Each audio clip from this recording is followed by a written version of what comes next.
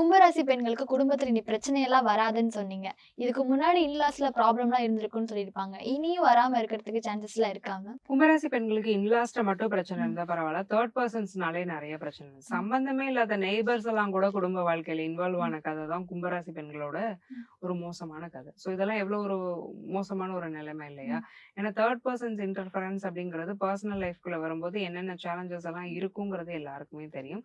So அந்த அளவுக்கு சம்மந்தமே இல்லாதவங்க ரோட்ல போறவங்க, வரவங்கலாம் கூட நம்ம குடும்ப வாழ்க்கைக்குள்ள, நம்ம கணவனுக்குள்ளேயும் நமக்குள்ளேயும் வந்தாங்களேங்கிற ஒரு ஆதங்கம் கும்பராசி பெண்களுக்கு வந்து ரொம்ப அதிகமாவே இருந்தது. ஸோ சில பேர் வந்து ஹஸ்பண்ட் மூலியமா அவர் சம்பந்தப்பட்ட ஒரு அஃபேர்ஸ், தேர்ட் பெர்சன்ஸ் இன்டர்ஃபரன்ஸ் மாதிரியான பிரச்சனைகள் கூட இருந்தது.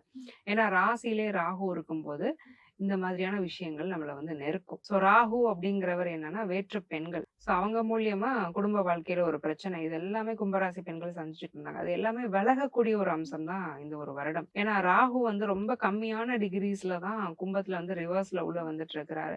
குரு வந்து உச்ச குருங்கிறதுனால அவரோட பார்வைங்கிறது சிதறி கும்பத்திலையும் கொஞ்சம் விழும்.